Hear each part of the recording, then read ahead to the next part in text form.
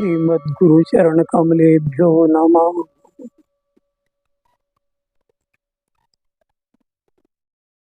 हम लोग सनातनी अपनी परंपराओं में रह करके और बहुत सुखी रहते हैं। इन परंपराओं में अपने कुल के देवता, कुल के गुरु, पूज्य जन, इन सब का सम्मान करते हैं। कभी अपने कुल देवता का, कुल गुरु का, तपस्वी का, विद्वान का अनादर नहीं करना चाहिए।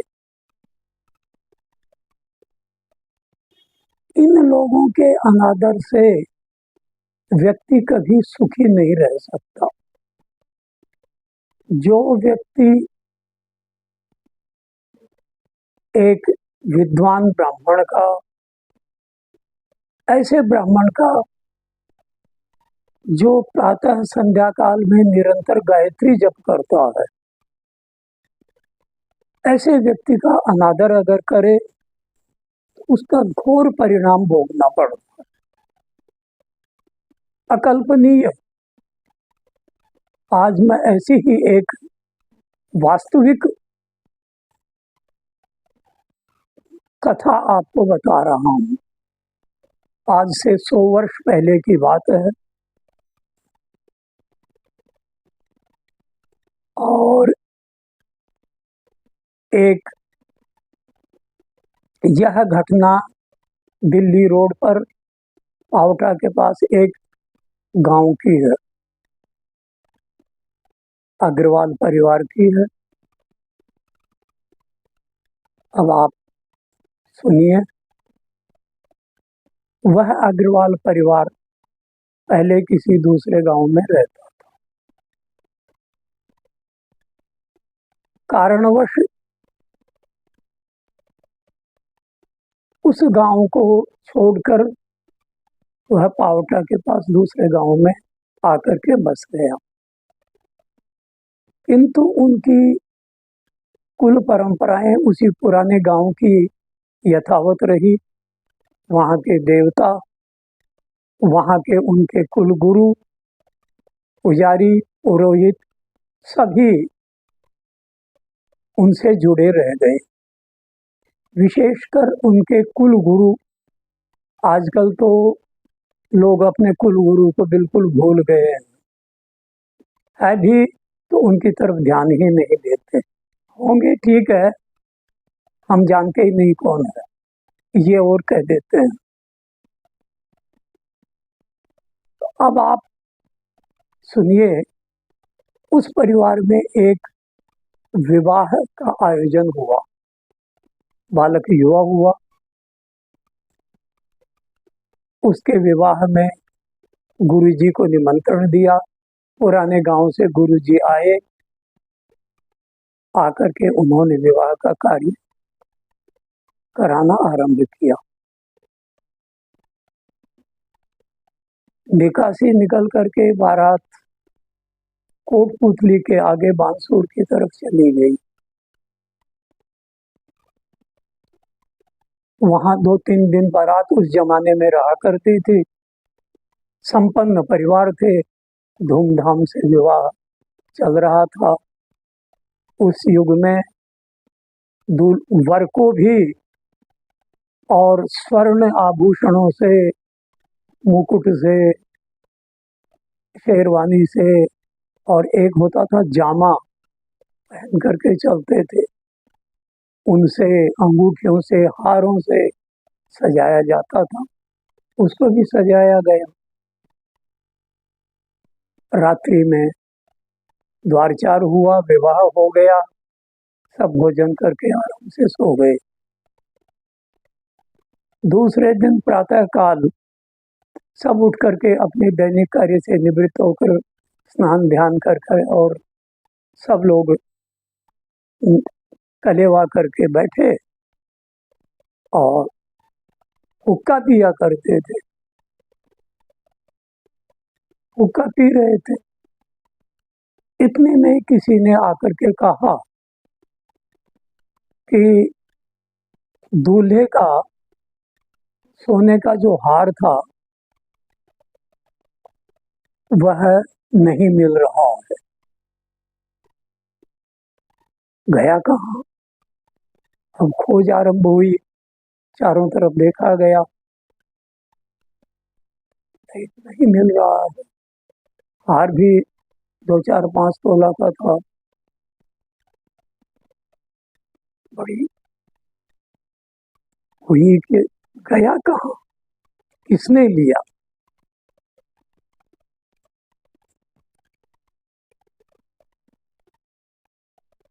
उस हार को डोरा कहा करते थे, मोटा होता था गले में और पहन करके डोरा पहना हुआ है।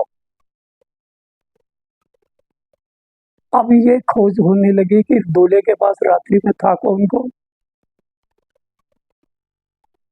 और अब एक तो दूल्हे के जीजा जी थे और दूल्हे के फूफा भी थे, गुरुजी भी थे वहां पर। ये सभी उसी के पास में सोए थे, उसकी रक्षा के लिए थे। अब उन्होंने सबने सोचा कि न तो दूल्हे का जीजा चोरी कर सकता है, न फूफा चोरी कर सकता है, हो न हो ये ब्राह्मण गरीब है और गुरुजी ने चोरी की है और कहीं छुपा दिया। अब शंका गुरुजी की तरफ चली गई। इधर उधर बात होने के बाद में गुरुजी से कहा गया, गुरुजी आप कब कब थे इसके पास में? गुरुजी ने सीधे भाव से बता दिया, भाई मैं इसी समय था और मैंने नहीं देखा। अब बुद्धि भ्रष्ट होती है व्यक्ति की, तो 2, 4 जनों ने कहा निश्चित गुरुजी ने ही लिया है और किसी ने नहीं लिया। गुरुजी ने कहा भाई मैंने नहीं लिया है, मेरे ऊपर व्यर्थ में चोरी का दोष आरोपण मत करो। नहीं माने, आपने लिया है। गुरुजी बड़े दुखी हुए, अब वहां से जा भी नहीं सकते, खाना पीना सब गुरुजी का बंद हुआ। तो सबने पंचायत में बैठ करके कहा गुरुजी आप बताइए कहाँ है वो डोरा सोने का? गुरुजी ने कहा मैंने नहीं लिया। कि नहीं आपने ही लिया है, हम लोगों में से कोई भी चोर नहीं है। गुरुजी रोए नहीं और कसर रही नहीं। तो उन्होंने कहा ठीक है, प्रागपुरा थाने के एक थानेदार हैं प्रभु सिंह जी, वो कभी मेरे गांव में थानेदार रहे थे, उनको बुला लो और मैं चोरी बता दूंगा। नहीं ये कोई बात हुई क्या? कि नहीं वो आएंगे तभी मैं चोरी दूंगा, अन्यथा आप लोगों को मैं चोरी नहीं बताऊंगा। सबने फिर तुरंत ही ऊंट से आदमी भेजा और शाम तक थानेदार साहब वहां पहुंच गए। सूर्यास्त हुआ नहीं था, घंटा 2 घंटा कुछ बाकी था। तो थानेदार साहब जैसे ही आए कि गुरुजी उनसे लिपट करके और रोने लग गए। थानेदार साहब उनके मित्र रहे उस गांव में। गुरुजी ने कहा बात क्या है? तो ये थानेदार साहब ने कहा बात क्या है? गुरुजी कुछ नहीं बोले। अंत में सब जने बैठे और थानेदार साहब ने पूछा भाई बात क्या है?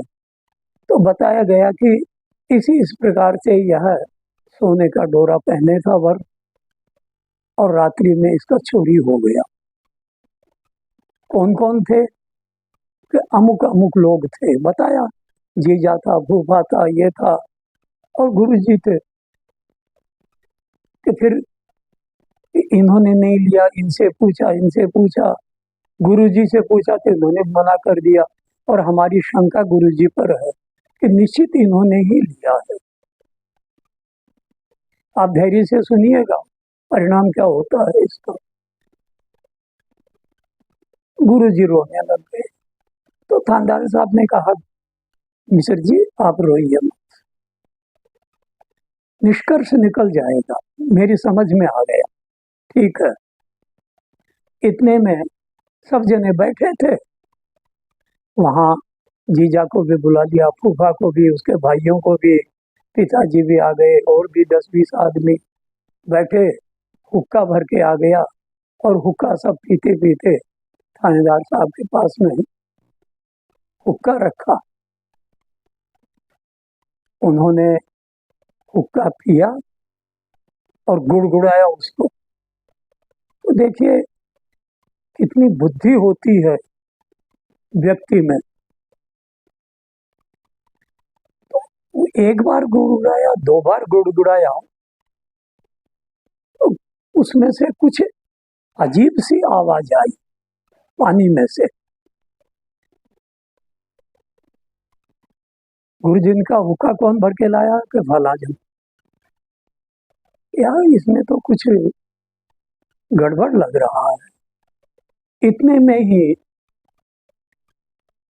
उसका फूफा उठ करके जाने लगा, तो गुरु थानेदार साहब ने फट से उसका हाथ पकड़ लिया।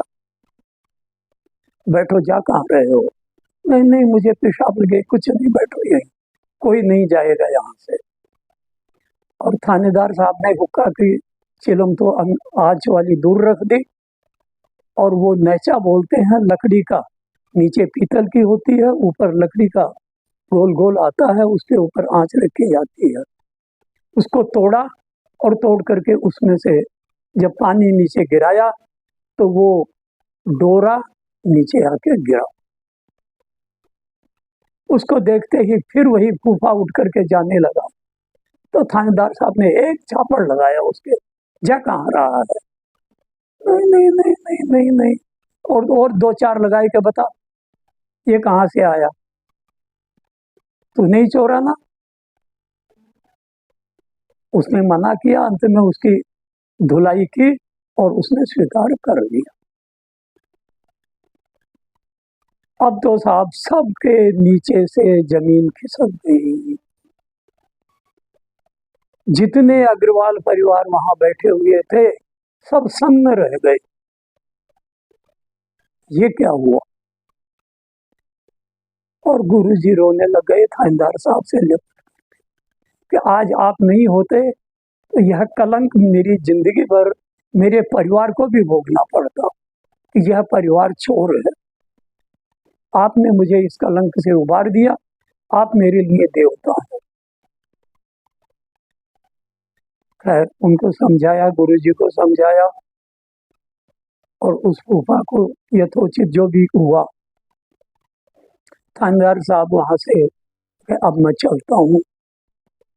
तो गुरुजी मिश्र जी ने कहा, आप नहीं जा सकते, मैं साथ चलूंगा। कि नहीं, आपको तो यहाँ रहना, कि बस अब इनके यहाँ मुझे पानी भी नहीं पीना है, बस हो गया। ये मेरे कुल शिष्य थे, आज से मैं इनका परित्याग करता हूँ।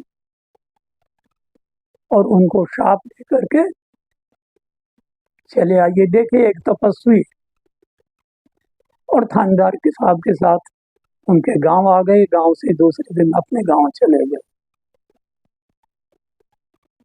तीसरे दिन चौथे दिन जैसे भी हो, बारात वहां से विदा हुई, विदा होकर के अपने घर आ गई। वधु प्रवेश हुआ और सुख शांति, सब हंसी खुशी भूल गए। सब कुछ जो हुआ वो हंसी खुशी में लग गए, और गुरुजी का क्लेश कट चुका था। गुरुजी अपने गांव आ गए, और उसके बाद फिर उस परिवार में कभी किसी संस्कार कराने के लिए, किसी भी संस्कार कराने के लिए वे गए नहीं, परित्याग कर दिया। समय बीतता गया, 1 वर्ष, 2 वर्ष, 5 वर्ष, 10 वर्ष। उस महिला के जिसका विवाह होके आया था, उसके कोई संतान नहीं हुई। अनेकों उपाय करवाए, लेकिन सफलता नहीं मिली। शनै शनै जो वृद्ध थे, वे सब स्वर्गगामी होने लग गए, और होते होते एक समय ऐसा आया कि वह महिला अकेली रह गई, और उस परिवार में जो भी 20-30 आदमी थे, सब चले गए। उस महिला ने सबको ले लिया।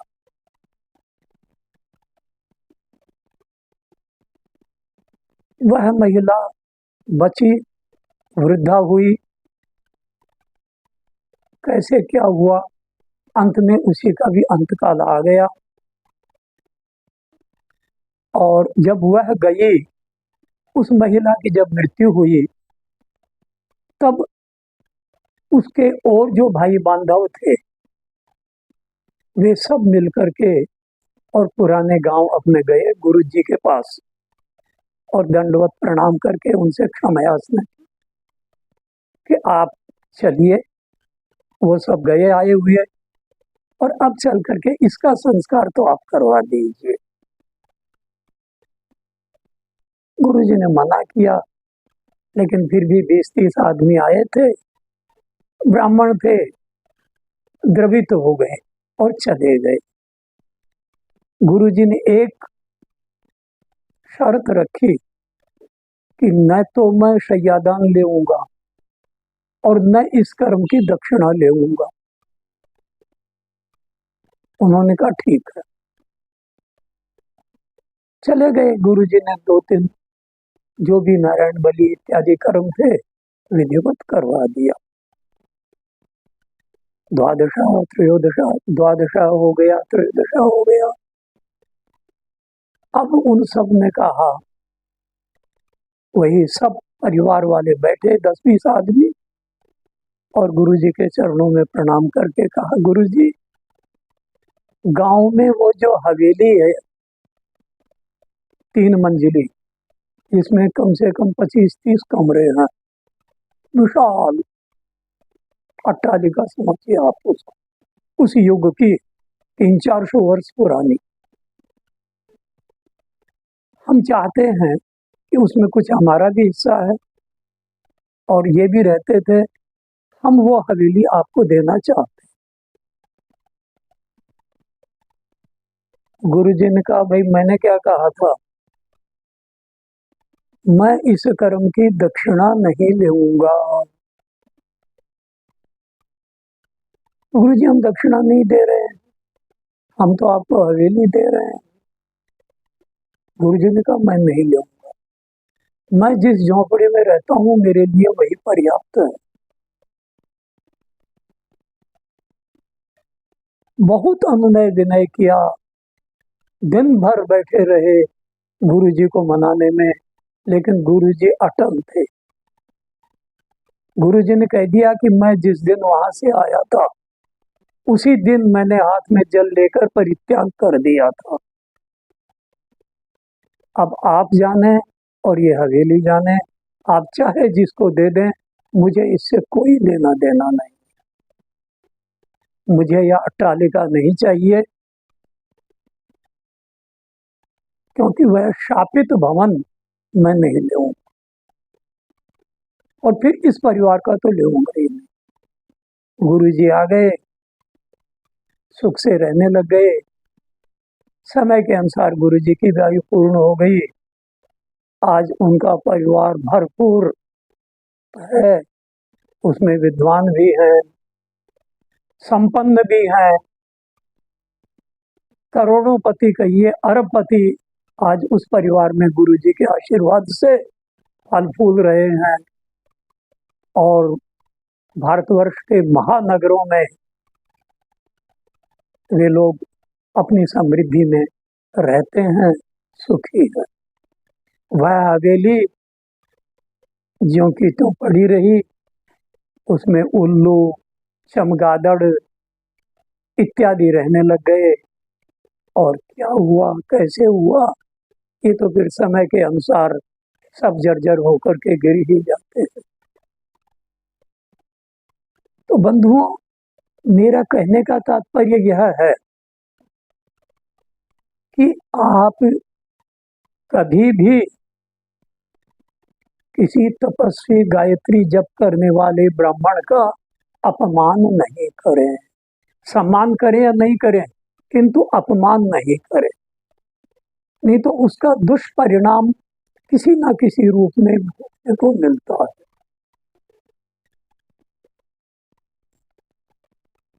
वंश वृद्धि रुक जाती है, दारिद्र्य आ जाता है, और जो घर में रहते हैं वे सब आसुरी प्रवृत्ति के हो जाते हैं। आपस में ही जैसे कृष्ण के यादव आपस में लड़कर मर गए थे, वैसे ही लड़ने लगते हैं। तो मैं पुनः आपसे निवेदन करता हूँ कि पुजारी का, ब्राह्मण का, तपस्वी का, विद्वान का, गुरु का कभी भी अपमान मत करना। अपमान नहीं करना, अपमान नहीं करना, अपमान नहीं। ओम विश्वनाथाय नमः।